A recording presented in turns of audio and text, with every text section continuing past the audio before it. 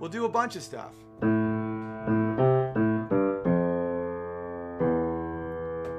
love that tune.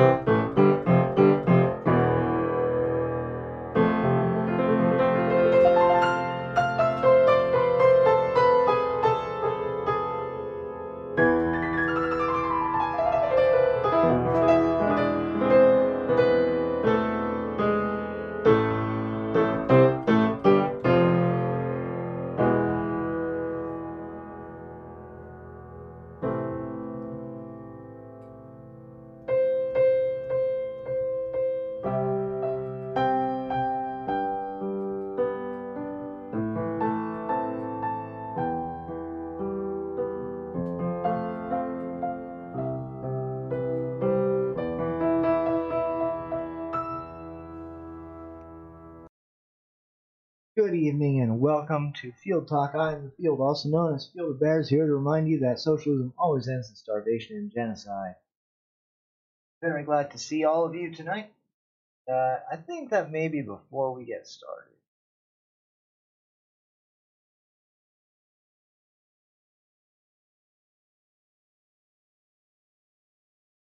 I've not. Before we get started, I will show you just something off of the internet. What's that, Dad? It's the Handsome mug, buddy.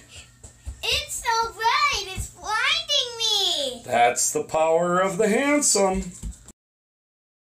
And if you would also like the power of the Handsome, all you have to do is follow the link in the description. And you could also blind your small children. Great to have you in here. Really happy to have you. And Cindy Hoffman donated 2601 and said, did you find Randall yet? Cameraman, try and find Randall in the crowd. No, I'm not. Let us awaken their senses. Mikasuki Resort. No, stop it. Thank you, Andrew J. Why autoplay? Why do you exist? Why? Absolutely ridiculous. That is not anything that I wanted to talk about in the slightest. Yeah, it's the Florida Man site.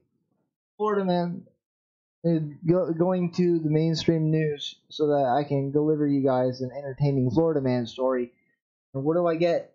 Auto-playing ads. Ugh.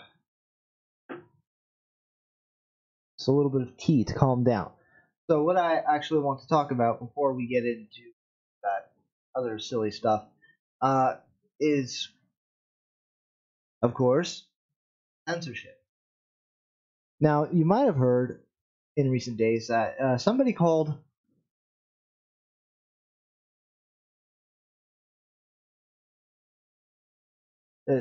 some of you got guys, it's QBirth, hashtag get woke.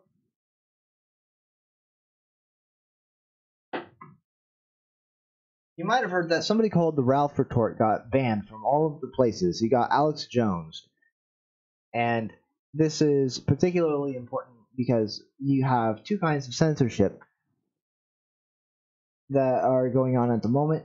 You've got very obvious individual censorship to where an individual is banned off of the normal social media sites.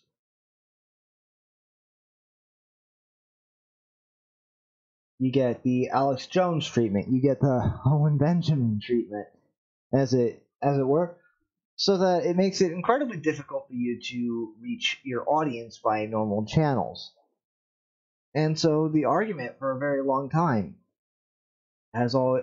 Oh, and also, by the way, the Washington Post wrote a smear piece about this Killstream thing. Apparently, they got St. Jude's Medical, the St. Jude's Children's Hospital, to refund all of the charity donations from their Heal stream. Apparently, they are a well-known stream of internet blood sports, or IBS, which I have zero interest in. However, they are currently being attacked by the legacy media, and so I think it would behoove me to lend my voice to their defense, however small it may be.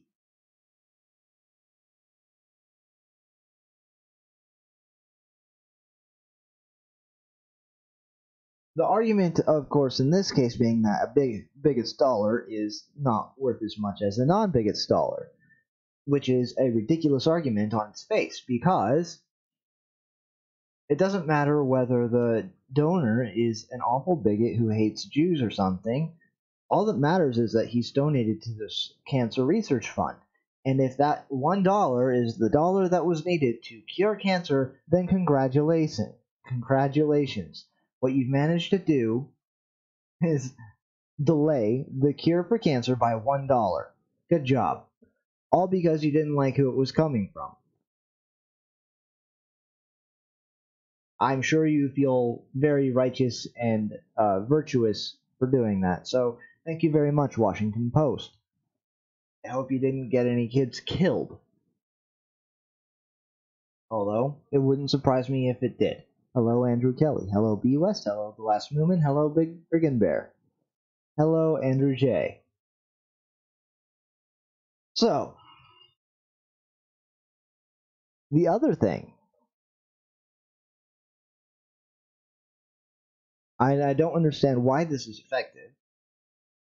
Why these legacy media smears are effective. I don't understand why anyone thinks that getting bad press from press that nobody reads means anything, but apparently it does.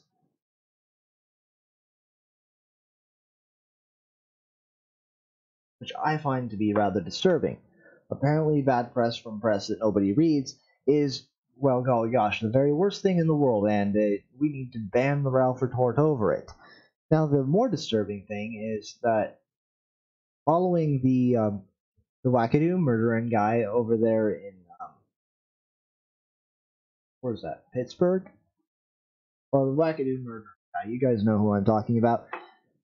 After that, Gab was somehow culpable in this, even though he also had a Facebook page which he used to spread his Jew-hating views.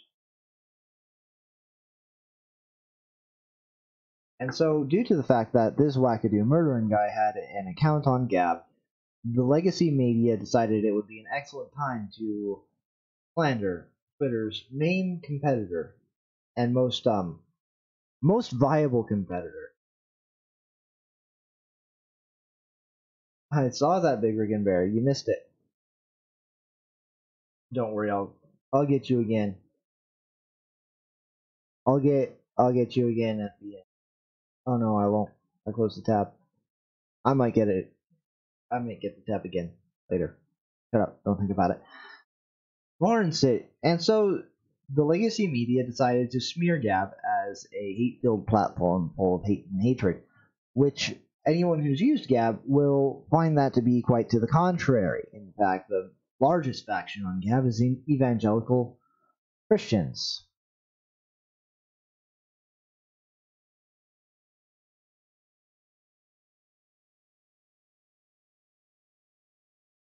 And if you've ever met an evangelical Christian, you will notice that they tend to be very pro-Israel, pro-Jewish. They tend to be very forgiving and very polite. And so the largest faction being the exact opposite of hateful kind of makes a lie of the statement that the mainstream media, the legacy media, was trying to make about Gab. Nonetheless, this got GoDaddy and which was their domain registrar, as well as their hosting provider.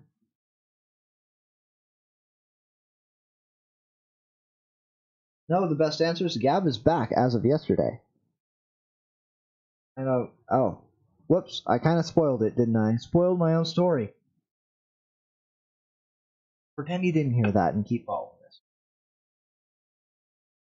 So they get dropped by these things, but the interesting thing is, all over the Twitters, I'm seeing blue check marks and their bootlickers going around celebrating it.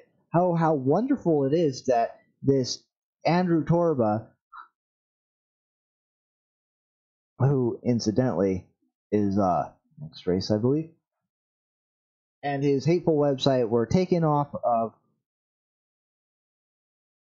the internet by their virtuous crusade by the corporate media, and is being disallowed from normal commercial activity by huge mega corporations, and how wonderful that is. And this is, of course, coming from the corporate skeptical left. Oh wait, they've decided to no longer be corporate skeptical because the corporations make the correct mouth noises. So they will happily lick the boots of whoever comes around to step on the people that they don't like. Well, I hope that the feces that the Washington Post and CNN and the MSNBC and their ilk have been stepping in tasted good, oh lefty bootlickers, because you licked them clean for no good reason. Guess what? Gab is back. Within 24 hours, they got a new hosting provider, and a new domain registrar. Both of these companies are immune to your attacks and are vocal in their support for Gab and will not back down to you.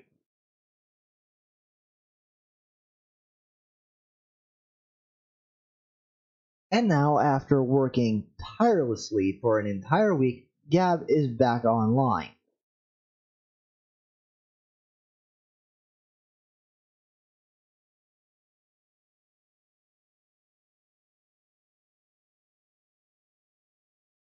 What did I miss from Andrew J?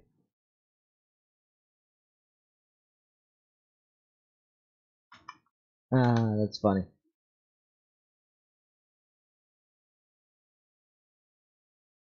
But, despite this victory in this battle, the fact that the tactic is being used at all, thank you very much. The best answers. The fact that this tactic is being used at all, that people are calling up and threatening to write smear pieces on particular companies because of their business relationships with previously smeared individuals or companies, is disturbing. It's disturbing to say the very least.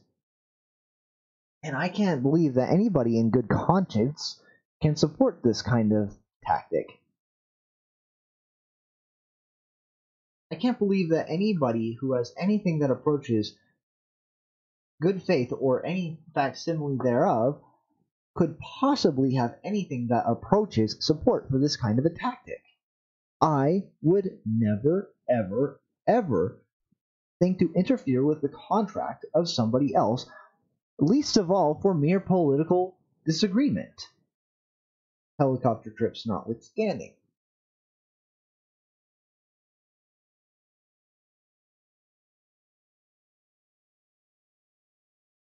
I think it's reprehensible that this tactic ever even was conceived of. I think that it's retrograde, and I think that anyone who engages in it is morally bankrupt. and ought to be treated as such. Anyone who supports this tactic in any capacity, whatever, is willing to do this to you. Or maybe they haven't thought through what they're supporting just yet.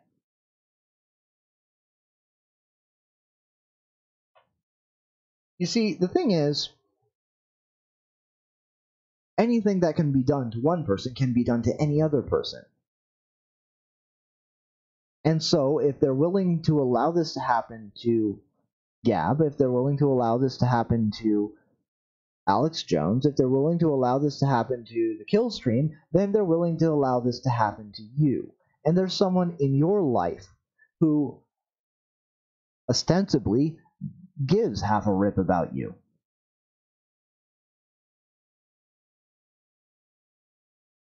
And so I think they need to be confronted with that so-called care. Because if they care, then they wouldn't want this done to you. They wouldn't support this weapon being wielded in the public at all, because it can be turned on anyone at any time for any reason. Do they think that their political enemies shall never infiltrate these organizations and put themselves into positions of power? Do they think that the media, corporate hierarchy, and the like are permanently in the left wing? No. If the game is infiltration and subversion, then the other side will start to play that game as well. And there's no guarantee that either side will win. The only guarantee is that it will only get uglier. I don't like this game. I really, really don't. I really don't like this game. So, anybody have any ideas on what the game ought to be instead?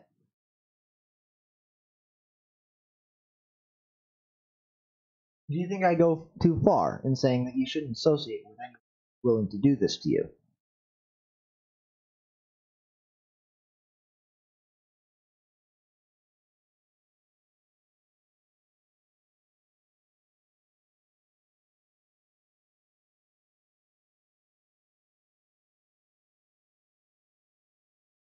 Field O. McLovin. Sarge, I don't get that reference, but it's probably funny.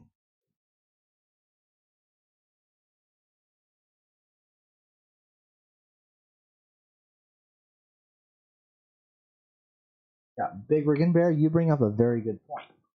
It's at the point to where knowing someone's political opinions is dangerous, because there's no guarantee that whoever you've just revealed yourself to isn't an insane person who wants to get you fired for no good reason.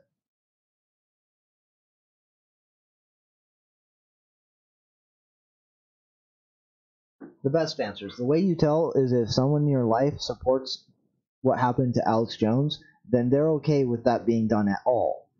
And since it can be done to Alex Jones, it can be done to anybody. And since it can be done to anybody, it can be done to you.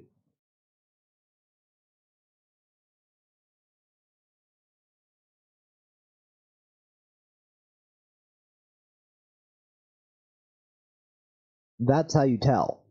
And if they haven't thought this through to understand that very simple truth, then it might take a conversation, and they might not be so unsalvageable, if you know what I'm saying. It might be that, well, after thinking it through, no, they're actually not okay with what happened to Alex Jones.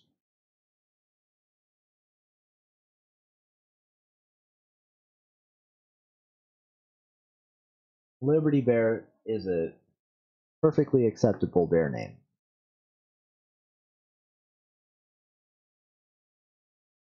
Just make sure it is not a conversation about having a conversation.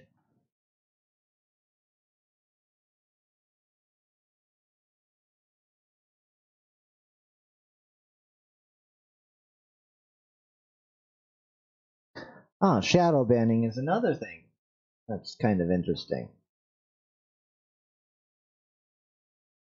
So, you have an agreement between you and your followers. I have an agreement between myself and you guys, my subscribers and followers and whatever the website we happen to be connected to is calling it at this juncture. The agreement is I provide content for you to enjoy, and then you enjoy it. People who come in between that arrangement, I think, are quite disgusting.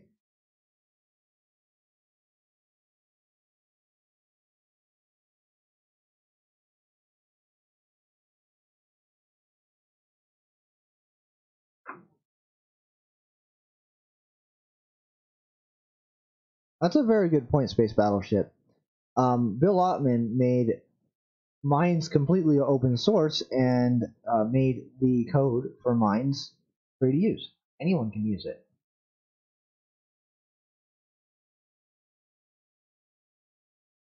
If you know how.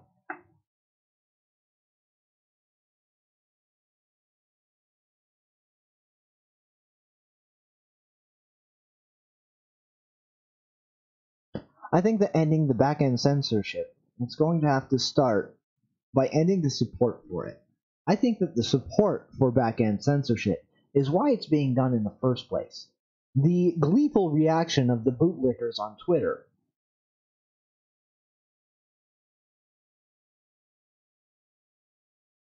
Not Mines, Minds. No, you can use the code to set up your own social media platform, but you can hop on it. It works like pretty much any account-driven website.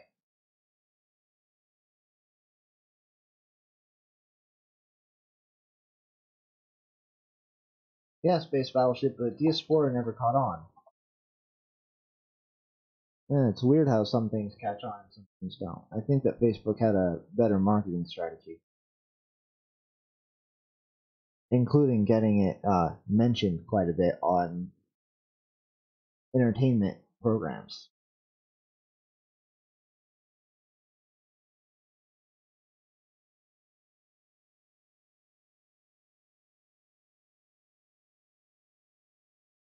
Oh, that's actually pretty handy, Space Battleship. It keeps it very close-knit, I think.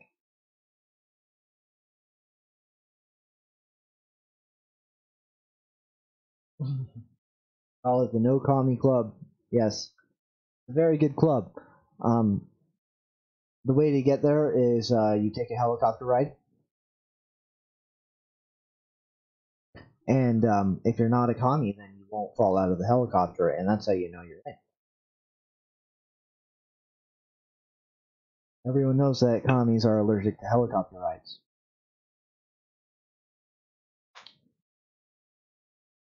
The Pinochet Appreciation Society. That would be in... That's a little bit on the nose, don't you think? Just a little bit.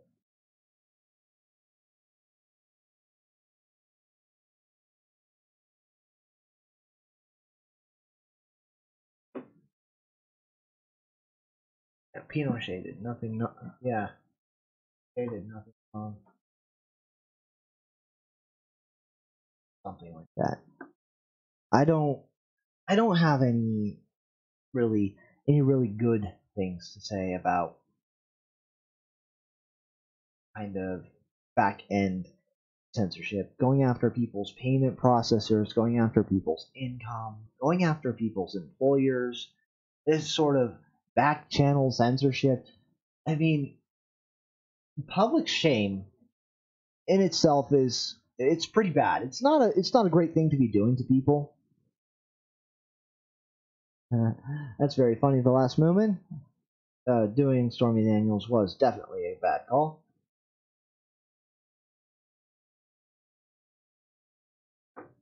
Like the public shame thing is the good thing about the public shame tactic is it has a chance of backfire. Like if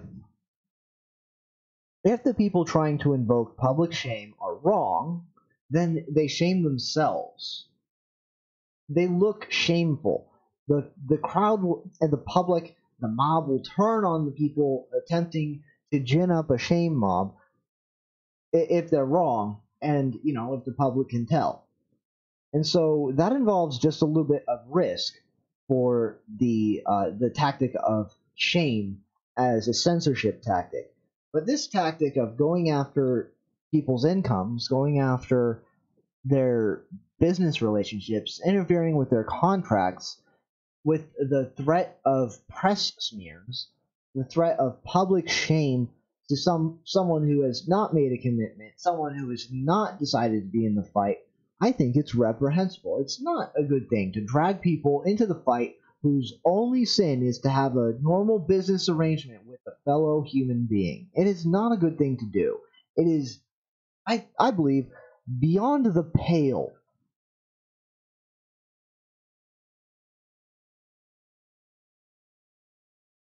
Ahsoka Tano Bear. Wow. You know, I was surprised how good that show got, considering how terrible it started out.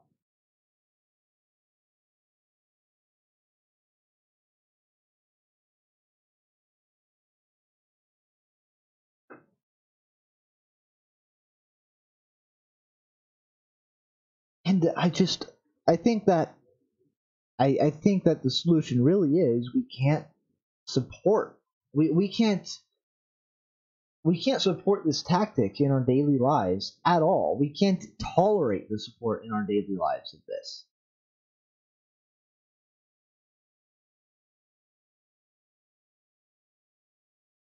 If there are any bears who are going to be in Phoenix, December 8th, there's a 5K run for human trafficking. LSB is going to super chat. Yeah, going to super chat Owen to help get the word out. Jay doesn't have a wrench, so Jay cannot make. Sorry about that, Jay. Oh, Sarge, you should have a link, a wrench link to that 5K thing.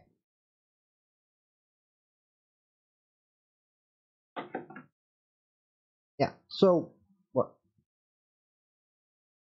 I mean, say you've got a sister and say you got a sister and she has a gender studies degree and she goes and says, like, oh my gosh, can you believe that YouTube had this, like, racist on? YouTube should, like, kick them off because the Washington Post or Wall Street Journal or whoever, they said he's a racist.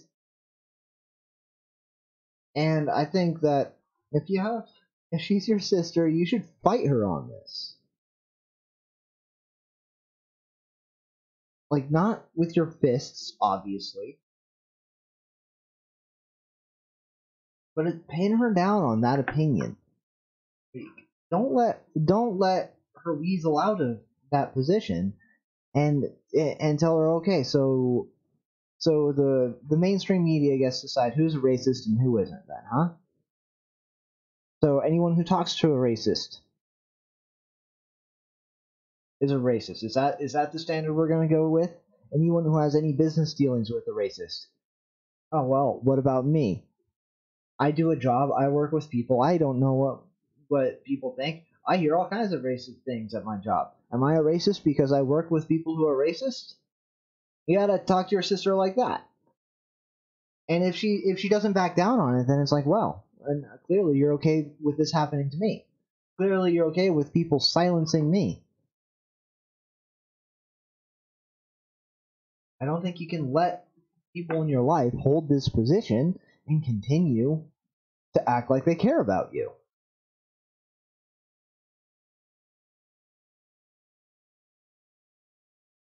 I don't think you can. I don't think you can. I think that being pro censorship in any way is the opposite of caring about anyone in your life. Because, as I said, a tactic that can be employed against one person can be employed against any person. It can be done against you. It can be done against you.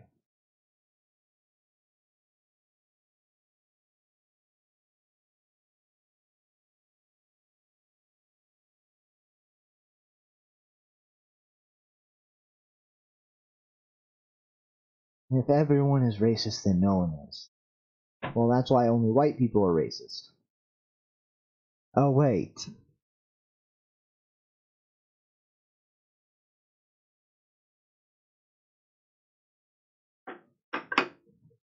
I forgot. So I think that's quite the pickle that we're going to be finding ourselves in. And fortunately, I'm surrounded by people who don't have that kind of a position. But I really do think that people who have our kind of outlook, people who want our personal relationships to be voluntary, people who want our interactions to be voluntary, people who want to be able to choose our own ideas, people who want to have basic freedom inside their own dang heads and the freedom to say what they think. People like that. I think people like that are the majority. Maybe most of them haven't really thought about what they think or haven't talked about it. Maybe most people can't talk about it because they're in some kind of soy-infused cesspool like San Francisco that's slowly sucking their souls away. But still, I think that people prefer to have a voluntary existence. I don't think people like being forced to do anything.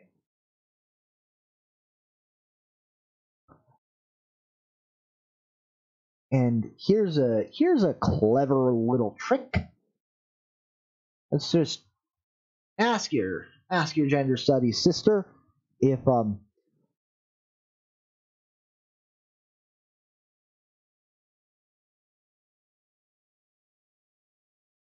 is this an ad for? No, unfortunately, no one's paying me to say anything just yet.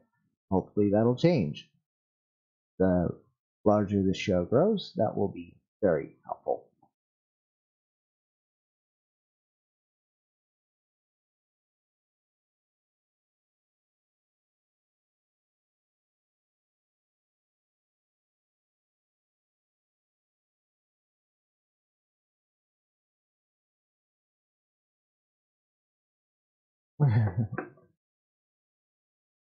Okay, sorry. I got a little bit distracted by the chat there. Apparently, Dax needs to get a video done. And I am also very sorry about your dad, Sarge.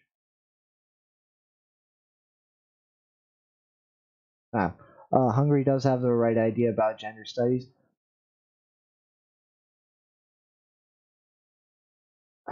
Although I forgot what I was going to be saying about the gender studies sister.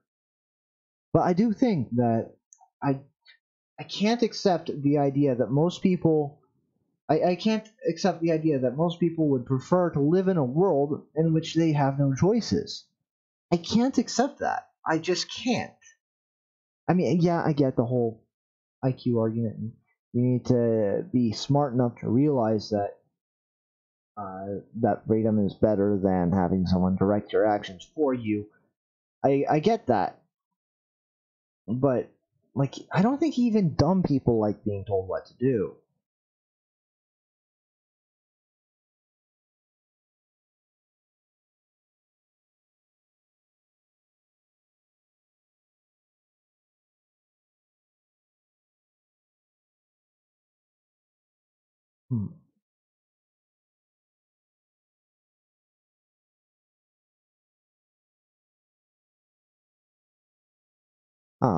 Marxism does need to be revised, just like Scientology, and the labor theory of value is absolutely stupid.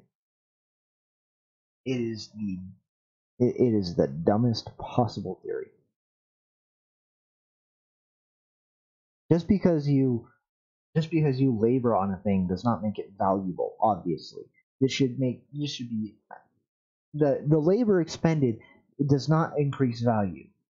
In fact, you could take perfectly good apples and flour and butter and sugar and all those delectable things, and turn it into an inedible mess if you are an unskilled cook. But if you are a fantastic baker, you will make yourself delectable apple pie.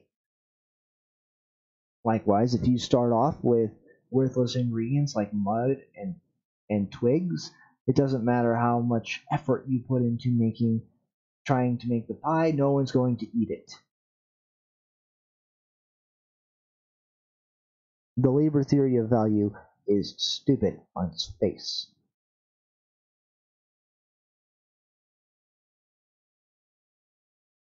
And I stole that right out of Starship Troopers. And Camp Highland is his name, the author.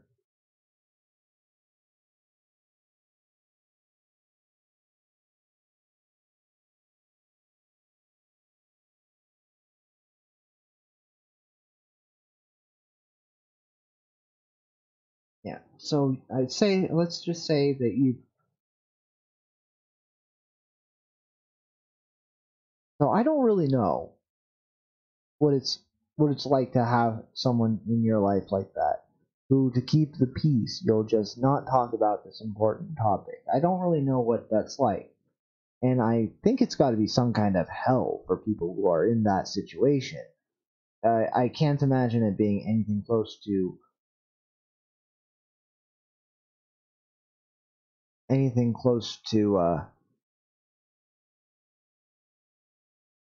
I can't imagine it being anything close. It would just be absolutely awful. Spurdunky, you say that an nihilist would argue that free will is an illusion anyway, and that we are all slaves, no matter what. An actual thing said to me when I was for liking a pro-American post. Well, Spurdunky, point a gun at them and see how they react. If they treat you like a moral agent who's doing something wrong, then they're not a nihilist anymore, and they should sit down and shut up.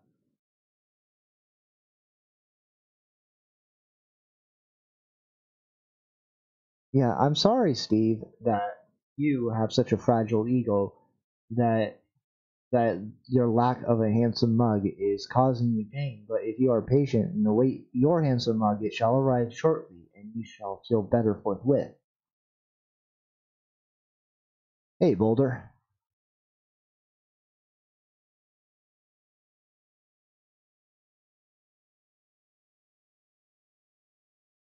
He's saying that he wants one so badly that his lack of one is obviously causing him to experience something like clinical depression. B. That's obviously what he's saying.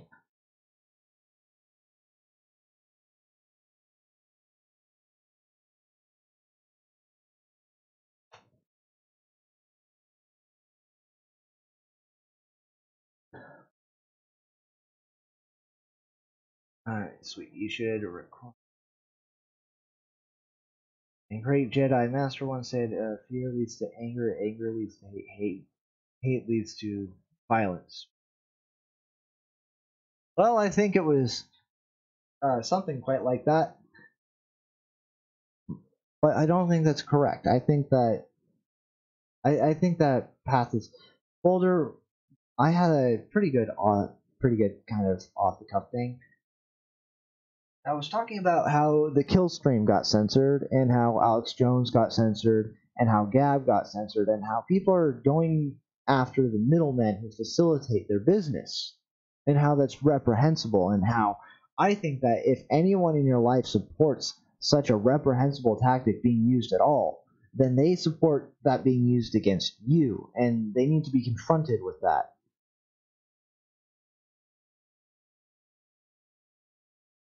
Yeah, nihilism is definitely not practical. You know, the thing about people who say nothing matters. No, man, nothing matters. The easiest way to defeat that kind of person is just start mistreating them. Just, start being a jerk to them a little bit. See how quickly things start mattering again. Oh, it was the Wall Street Journal? I thought it was Washington Post. Same difference.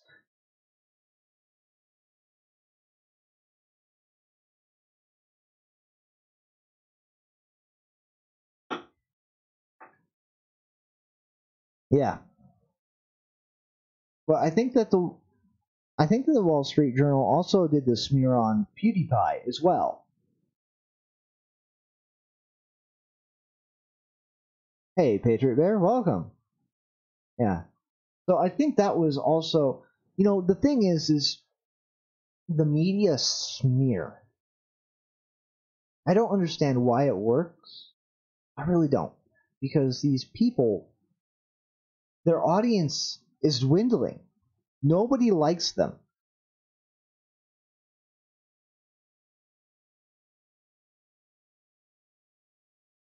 Boulder, I'll look into what DLive is, I guess. I'll have to do that. Nobody likes the Wall Street Journal. Nobody likes Washington Post. Nobody likes New York Times. Nobody likes LA Times. Nobody likes these people. People look down their noses at journalists. They are alcoholics. They're low IQ. They are sycophantic, snobbish, snide, and nobody likes them.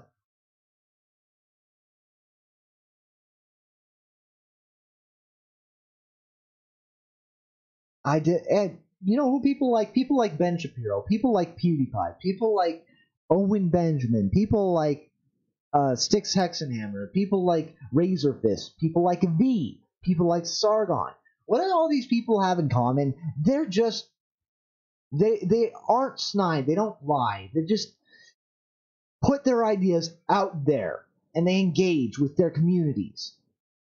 That's what they have in common. They are just individuals. They're not like a corporate kind of deal. They're not going in a business suit with a leash around their neck,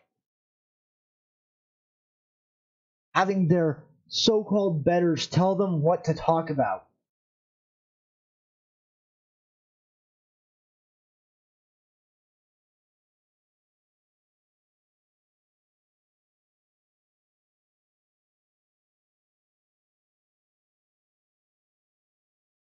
Meme review.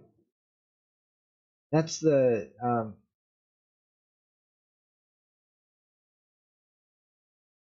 well, Big Rig and Bear. The thing is most journalists are on the left. If a periodical or publication happens to have predominantly right-leaning opinion, that doesn't necessarily mean that their reporting end isn't going to be skewed heavily to the left, which in general it is, because as we have come to realize, colleges are not in fact education institutions. They are indoctrination centers. And the ideology in which people are being indoctrinated at the moment and for the past 2 or so decades has been the social justice one.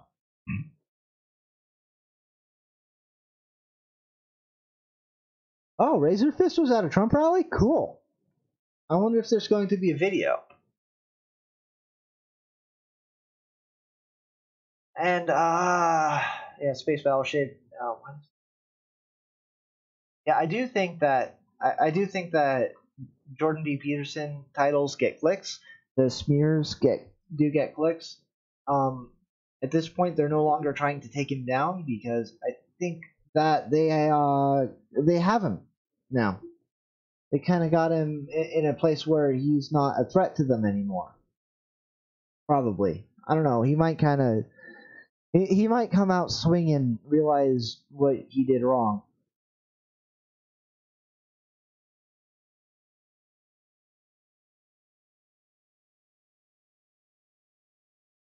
Hey, Patriot Bear, I will try to remember. The best thing to do is comment, because those don't go away.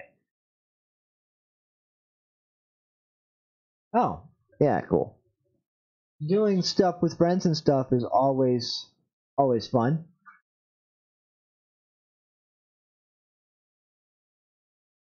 I think I go on the Hangouts. Those are always fun. Speaking of which,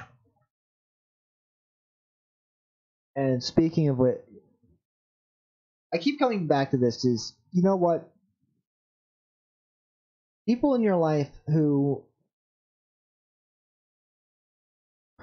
the people in your life who support the Alex Jones treatment, I think, honestly, you might be better off without them in your life. It sounds a bit harsh. I'm thinking about it. I don't know if I like that. I don't know if I would like. I don't know if I like that, but it might be the only way forward. Like, trying to be friends with a literal communist. How can you be friends with someone who's okay with you going to Gulag? How? And this is where it leads. This is where this censorship leads. The left doesn't want to censor us because the left does not want to censor people because they need to protect us. They want to censor people to protect themselves, to further their own agenda, to further their own political machinations, which, as we know, are socialism and communism. And as we know, those happen to end in some very, very bad things. And I don't want to go to Gulag. And so I think that even though I don't like it, I'm going to have to resolve myself to, if I happen to come across someone who's supportive of censorship, I'm going to have to resolve myself to that is going to be quite a source of contention between us.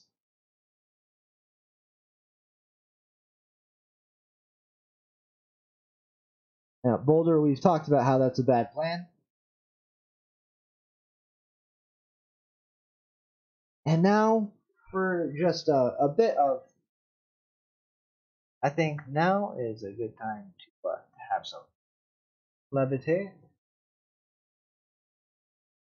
Back up again. Point. We, of course, by levity, I mean Florida man. Yeah. Florida man pleads guilty in wife's disappearance at sea.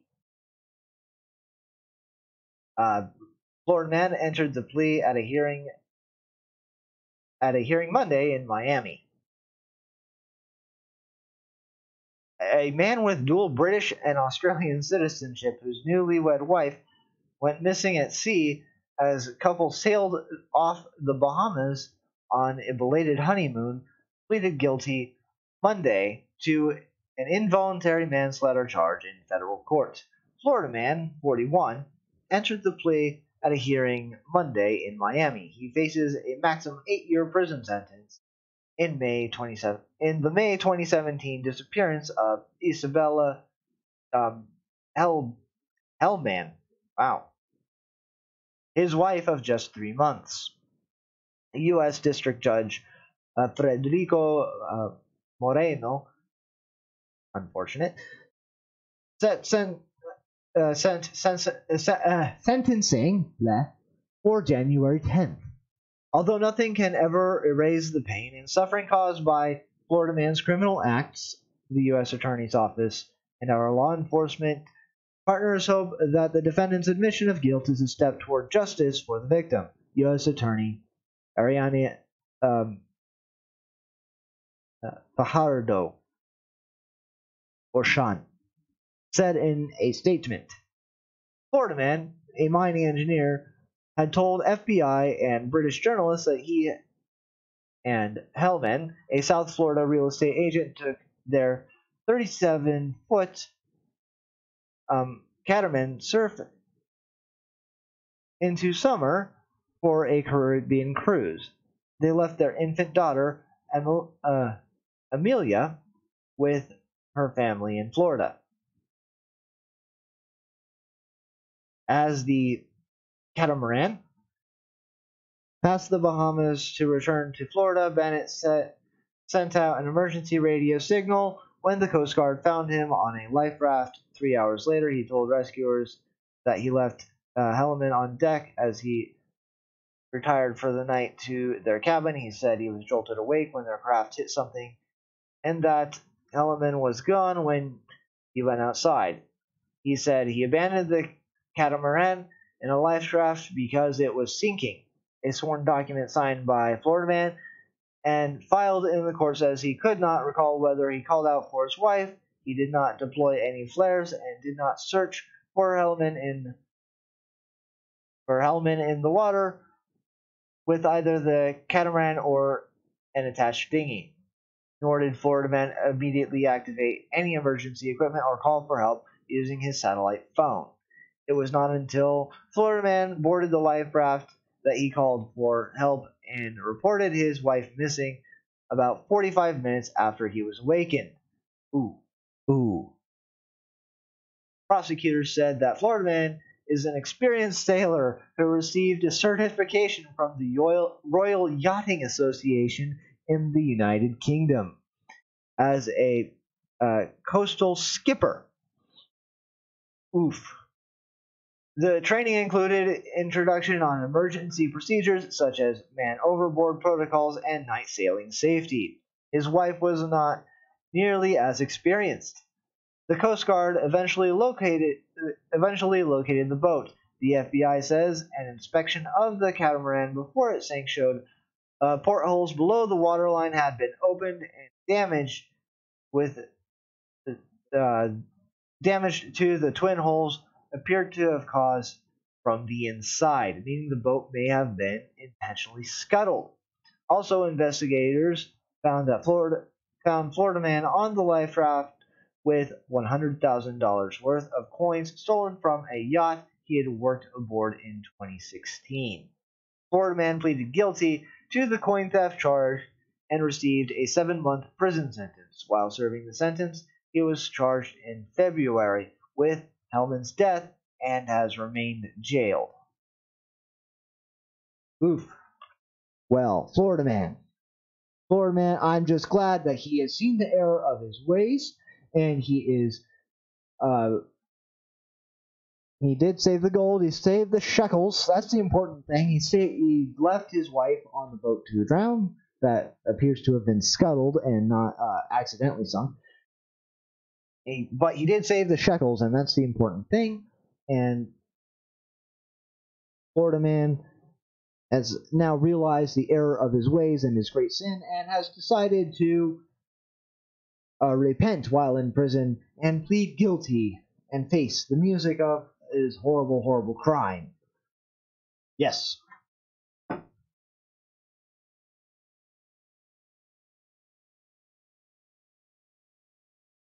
See if I can get this back. On it.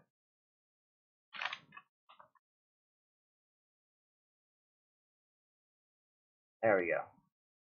I'll show this to you. Yes, crimes, not just one crime, many crimes, because he's a criminal, and criminals do more than one crime. Go ahead and this again. What's that, Dad? Damn it. There we go. I want to show this to you guys again, because we're at the end. There you go. No, sorry. What's that, Dad? It's the handsome mug, buddy. It's so bright, it's blinding me. That's the power of the handsome.